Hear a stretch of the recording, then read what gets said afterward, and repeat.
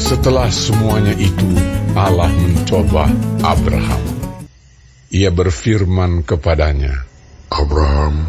Lalu sahutnya, Ya Tuhan. Firman-Nya, Ambillah anakmu yang tunggal itu, yang engkau kasihi, yakni Ishak. Pergilah ke tanah Moria, dan persembahkanlah dia di sana, sebagai korban bakaran pada salah satu gunung yang akan kukatakan kepadamu. Keesokan harinya, pagi-pagi, bangunlah Abraham. Ia memasang pelana keledainya dan memanggil 2 orang bujangnya, beserta Ishak, anaknya. Ia membelah juga kayu untuk korban bakaran itu. Lalu berangkatlah ia dan pergi ke tempat yang dikatakan Allah kepadanya. Ketika pada hari ketiga Abraham melayangkan pandangnya, kelihatanlah kepadanya tempat itu dari jauh.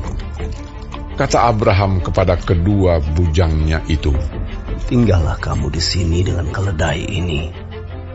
Aku beserta anak ini akan pergi ke sana. Kami akan sembahyang. Sesudah itu kami kembali kepadamu. Lalu Abraham mengambil kayu untuk korban bakaran itu dan memikulkannya ke atas bahu Ishak, anaknya, sedang di tangannya dibawanya api dan pisau. Demikianlah keduanya berjalan bersama-sama. Lalu berkatalah Ishak kepada Abraham ayahnya, Bapa. Sahut Abraham, Ya anakku. Bertanyalah ia, Di sini sudah ada api dan kayu. Tetapi, dimanakah anak domba untuk korban bakaran itu? Sahut Abraham, Allah yang akan menyediakan anak domba untuk korban bakaran baginya, anakku. Demikianlah keduanya berjalan bersama-sama. Sampailah mereka ke tempat yang dikatakan Allah kepadanya. Lalu Abraham mendirikan mezbah di situ. Disusunnyalah kayu, diikatnya Ishak anaknya itu, dan diletakkannya di mezbah itu di atas kayu api. Sesudah itu Abraham mengulurkan tangannya, lalu mengambil pisau untuk menyembelih anaknya. Tetapi berserulah malaikat Tuhan dari langit kepadanya, Abraham, Abraham. Sahutnya, Ya Tuhan. Lalu ia berfirman, Jangan bunuh anak itu, dan jangan kau apa-apakan dia. Sebab telah ku ketahui sekarang bahwa engkau takut akan Allah, dan engkau tidak segan-segan untuk menyerahkan anakmu yang tunggal kepadaku. Lalu Abraham menoleh dan melihat seekor domba jantan di belakangnya, yang tanduknya tersangkut dalam belukar. Abraham mengambil domba itu, lalu mengorbankannya sebagai korban bakaran pengganti anaknya. Dan Abraham menamai tempat itu Tuhan menyediakan. Sebab itu sampai sekarang dikatakan orang, di atas gunung Tuhan akan disediakan. Untuk kedua kalinya berserulah malaikat Tuhan dari langit kepada Abraham.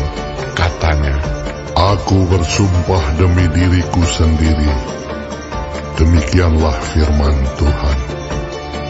Karena engkau telah berbuat demikian, dan engkau tidak segan-segan untuk menyerahkan anakmu yang tunggal kepadaku, maka aku akan memberkati engkau berlimpah-limpah, dan membuat keturunanmu sangat banyak, seperti bintang di langit, dan seperti pasir di tepi laut, dan keturunanmu itu akan menduduki kota-kota musuhnya. Oleh keturunanmu lah semua bangsa di bumi akan mendapat berkat, karena engkau mendengarkan firman-Ku. Kemudian kembalilah Abraham kepada kedua bujangnya, dan mereka bersama-sama berangkat ke Beersheba, dan Abraham tinggal di Beersheba. Sesudah itu Abraham mendapat kabar, juga Milka telah melahirkan anak-anak lelaki bagi Nahor, saudaramu, Us anak sulung, dan Bus adiknya, dan Kemuel ayah Aram, juga Keset, Haso, Pildas, Yitlaf, dan Betuel. Dan Betuel memperanakan Ribka.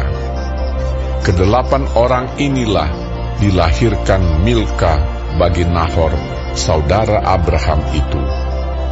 Dan gundik Nahor yang namanya Reuma melahirkan anak juga, yakni Tebah, Gaham, Tahash, dan Maakah.